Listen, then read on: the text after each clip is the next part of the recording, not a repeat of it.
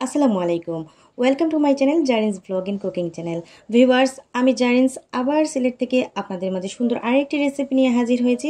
আজকে এই রেসিপিতে থাকছে কিভাবে আমি এভাবে ঢেঁড়স ভাজি রান্না করলে আমি কিভাবে আমার ডিনারে এটা রুটির সাথে রাখতে পারি এবং দুপুরে লাঞ্চে ভাতের সাথে কিন্তু এটা আমি খেতে পারি। ভিউয়ার্স, এটা কিন্তু খুব অল্প পরিসরে হয়ে যায় এবং খুব সিম্পল একটা রান্না। প্রথমেই কিন্তু আমি এখানে ফ্রাই প্যান বসিয়ে দিয়েছি, আর অবশ্যই তেলটা গরম করে নেবেন এবং ঢেঁড়সগুলো আগে ধুয়ে কেটে পরিষ্কার করে নিয়েছি। এবং ঢেঁড়সগুলো কিন্তু আমি ছোট ছোট করিনি, একটা যেটা বেশি লম্বা সেটাকে আমি 3 টুকরা করেছি এবং যেটা বেশি ছোট সেটাকে আমি কিন্তু 2 পিস করেছি।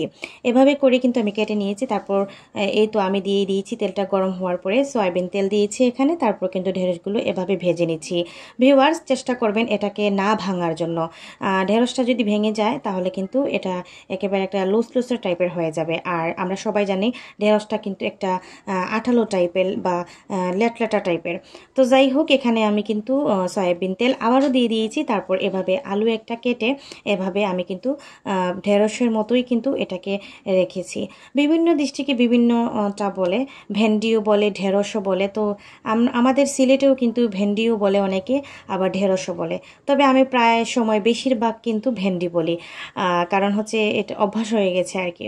তো এখন আমি আলুগুলো ভেজে নেব এবং আলুগুলো চেষ্টা করব এখানেই সিদ্ধ করতে। তো আলুগুলো কিন্তু এখানেই সিদ্ধ করে নিয়েছি আমি। আমার কিন্তু ঢাকনা দেওয়া লাগেনি, মানে এটা চুলার আছে এবং ভাজতে ভাজতে কিন্তু এটা কিন্তু এরকম সিদ্ধ হয়ে গিয়েছে। তো ভিউয়ার্স, এ পর্যায়ে এসে আলুটা একটু সরিয়ে আমি এখানে অর্ধেকটা পেঁয়াজ কেটে দিয়েছি। ভিউয়ার্স, এখানে কিন্তু বেশি একটা পেঁয়াজ লাগে না, তারপরে কিন্তু আমি দিয়েছি। তো দিয়েছি এখানে কিছুটা পরিমাণ আদা চা চামচ আদা। তারপরে এটাকে আমি ভেজে নিচ্ছি। আমি এখানে রসুনটা অ্যাড করব না, রসুন বাটাও অ্যাড করব না। তো যাই হোক, এখানে আদাটা দিয়ে আমি আরেকটু কষিয়ে নিয়ে এখানে আমি আমার মশলাগুলো দিয়ে দিব। তো এখানে আমি হলুদ গুঁড়ো দিয়ে দিয়েছি 1 চা চামচের মতো, এবং ধনে গুঁড়ো দিয়েছি আধা চা চামচ, এবং জিরা গুঁড়ো দিয়েছি খুব অল্প পরিমাণে। তো এখানে আমি মরিচটা কমই দিয়েছি, কারণ এটাতে ঝাল হলে আবার বেশি ভালো লাগবে না। তো লবণ পরিমাণ মতো আমি আমার স্বাদ মতো দিয়ে দিয়েছি। তো এই যে মশলাগুলো আপনারা কম বেশি করে নিতে পারেন। আপনাদের যে মশলা যে কম বেশি করবেন সেটা আপনার সবজির উপর ডিপেন্ড করে। তো এবারে কিন্তু ভালো করে কষিয়ে নিব এবং এখন এ পর্যায়ে আমি ঢাকনা দিয়ে 5 মিনিটের মতো রান্না করে নিব। আর অবশ্যই অবশ্যই এখানে লো ফ্লেমেই রান্না করতে হবে। চুলার আগুনটা এমন দিতে হবে যাতে এটা জ্বলে না যায়। তো এবারে যে কাজটা করব, এখানে আমি কিছুটা পরিমাণ ভেষণ ভেজে নিব। আর ভেষণটা আপনার সবজির পরিমাণ অনুযায়ী নিতে হবে। তো আমি এখানে নিয়েছি ভেষণ আধা কাপ পরিমাণ। তো ভেষণটা কিন্তু আমি ভেজে নেব। আর এই ভেষণটার কারণেই কিন্তু এই সবজির আসল মজা, এবং এটাই রহস্য ছিল, এখনই বলে দিলাম। তো এই টিপসটা আমি কিন্তু কাজে লাগিয়েছি। ভেষণ দিলে কিন্তু আসলে কিন্তু এই সবজিটা ভালো হয়।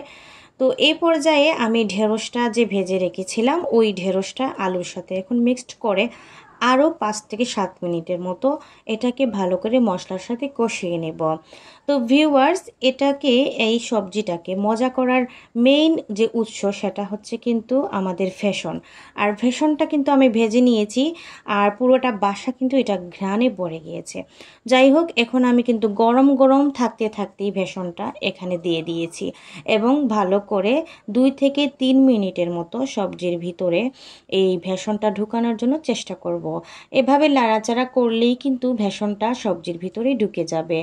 আর এই রেসিপিটাতে কিন্তু কোনো পানি দেওয়া যাবে না। যদি আপনি পানি দেন তাহলে এটা খেতে এত বাজে হবে, কারণ এটা জাস্ট তেলের উপরেই কিন্তু হতে হবে। এবং এটা আপনি ডিনারে সার্ভ করতে পারেন রুটির সাথে, এবং এটাকে আপনি লাঞ্চে ভাতের সাথে খেতে পারেন। অসম্ভব লেভেলের এই সবজির রেসিপিটা একবার বাসায় ট্রাই করে দেখতে পারেন।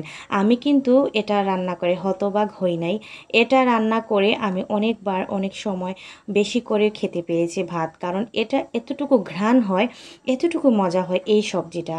আমার জানা নাই ভিউয়ার্স, এই সবজিটাকে আমি কি নাম দেব। আপনাদের মতামত চাই, এই সবজিটাকে আমি আজকে কি নাম দেব। ভিউয়ার্স, এই ছিল আমার আজকের রেসিপি। আমার রেসিপিটা যদি ভালো লেগে থাকে অবশ্যই লাইক, কমেন্ট, শেয়ার এবং সাবস্ক্রাইব করে আপনারা আমার পাশে থেকে যেতে পারেন। আর নতুন যারা আসছেন ধৈর্য সহকারে সহকারে আমার কাছে থেকে যাবেন। আর পুরনো যারা আছেন তাদেরকে তো বলা লাগে না, তারা কিন্তু আমার ভিডিও দেখে দেন এবং অনেক সুন্দর সুন্দর কমেন্টস করেন। থ্যাংক ইউ আমার আপু এবং ভাইয়ারা, অসংখ্য ধন্যবাদ জানিয়ে আমার আজকের ভিডিওটা এখানে শেষ করছি। নতুন ভিডিও নিয়ে অবশ্যই হাজির হব। সে অবধি সবাই ভালো থাকবেন, সুস্থ থাকবেন। থ্যাংকস ফর ওয়াচিং অ্যান্ড আসসালামু আলাইকুম।